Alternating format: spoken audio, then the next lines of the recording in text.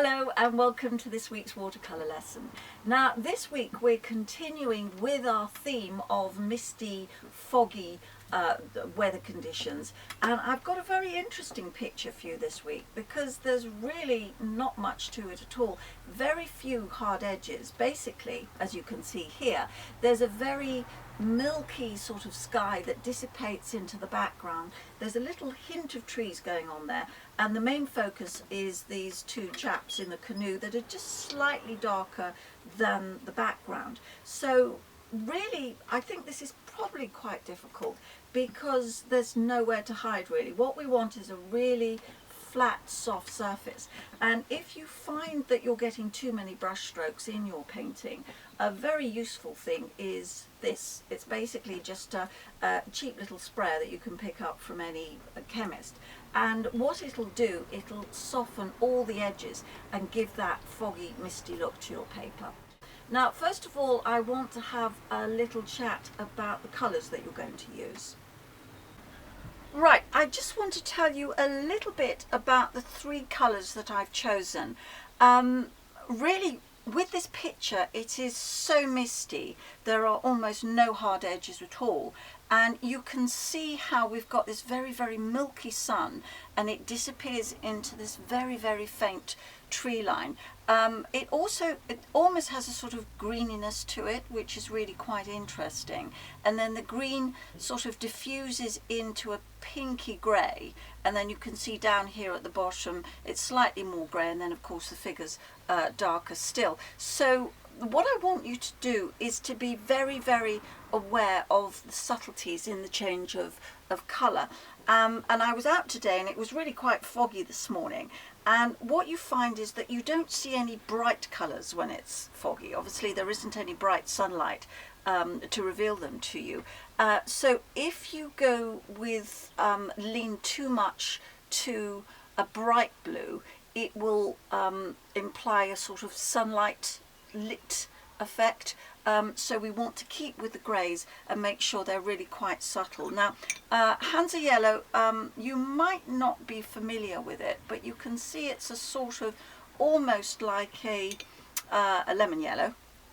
I'll put a little bit down here as well so we can mix it in with the other colours. Alizarin crimson, I'm sure you're very familiar with, so we'll put a little bit about here. And the blue, which is always very good for mixing, and it makes some nice subtle mixes, is French. Let's put a little bit there. That's your French ultramarine.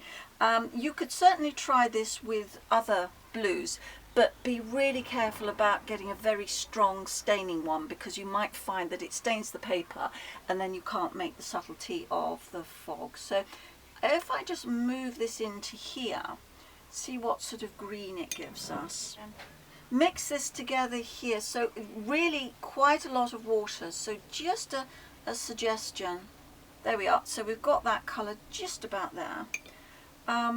In terms of making this slightly reddish grey, if we mix these two together, you should get a sort of violet colour, which is quite handy to know, but a little tiny bit of the yellow as well should give you quite a subtle. Let's have a little bit more of the blue. So that will give you a nice darker version for the figures here, and then we want more of a sort of warmish grey. So the grey you want will be a mixture of all three. See that? That's too green. Add a little bit more red to pull it in. That's too orange. A little bit more blue, and that'll take you back to grey again. So you can just play around with the colours, mixing them in different proportions to get that. I think a little bit more blue here. To get, see, that's quite a nice sort of purpley grey, to get the sort of colours that you need. So practice and practice and practice, because sometimes if you find that if you lean it too much towards the red, you can pull it back with a little bit more blue, or if it suddenly goes to purple, a little bit of more of yellow will turn it to grey. So it's a good thing to practice, but a grey is generally all three of them together.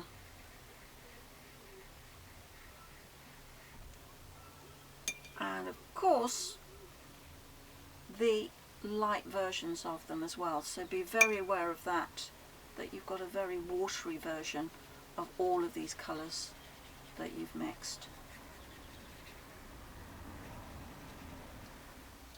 By the way, if you're wondering what these little bits of black are, well, so was I when I tried painting with this paper yesterday. I bought it from W.H. Smith because my local and private retailer was closed, and so I was forced to buy this because it's the only stuff that I could lay my hands on, and the quality is just horrendous. Sometimes it works well, sometimes less so, but it really can't be relied on. And you can see, this isn't quite dry yet, but these nasty little bits of black turning up all over the place, not to be recommended. Right, so looking at this picture, what I'm going to do is I'm going to wet the whole of the paper. I'm going to work in layers to a certain extent, but as we were with the last lesson, I want to be very aware of the hard edges. So I want to basically do most of the sky down to here. Then I'm going to go in and put this on slightly heavier, so just a second glaze over the top. The ripples on the water aren't terribly bright, so what I might do is just take them out with a damp brush, just so I've got the little bit of contrast there. I think I will possibly do that after I've done the figure, because then we can put them in relation to where the boat is. Then we might have to put a bit more back in. But bearing in mind, as you're doing this, it's going to dry lighter as well.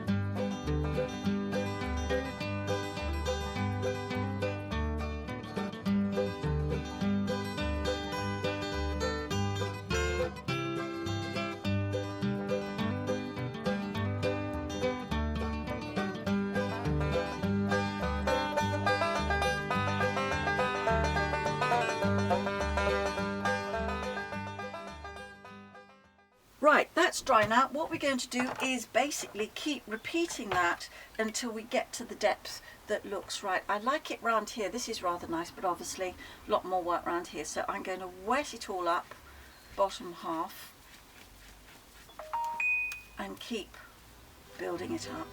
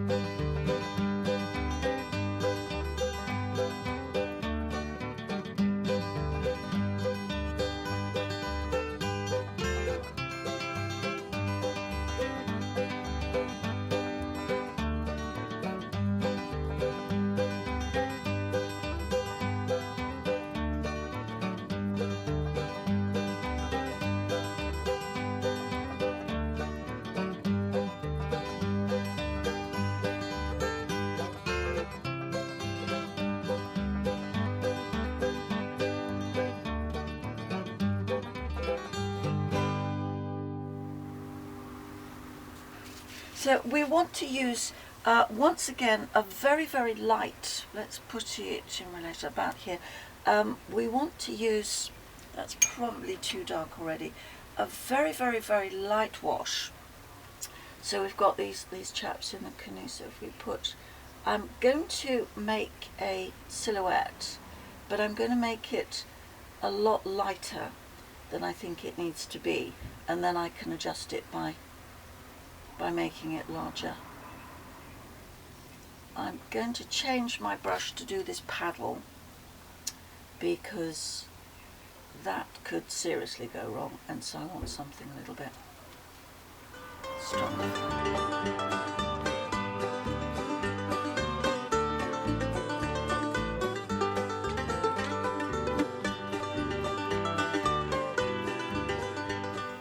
Actually, a bit higher there, isn't it? I'll leave that, let it settle, and then adjust it, obviously making it a bit darker as I go.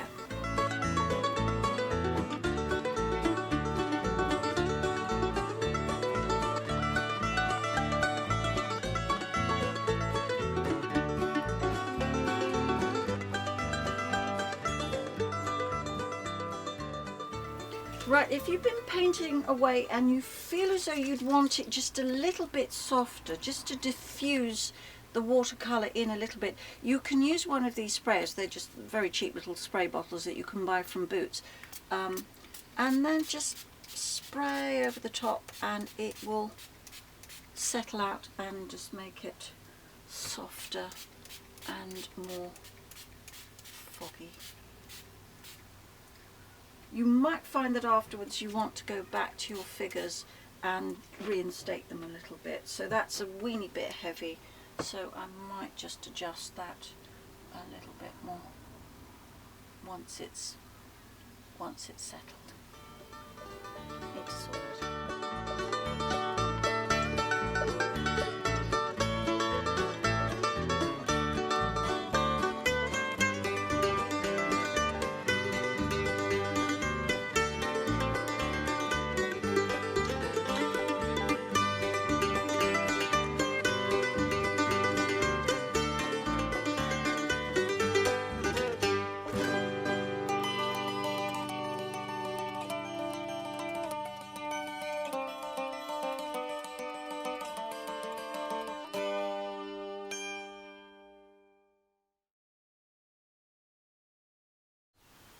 I really hope you enjoy doing this picture.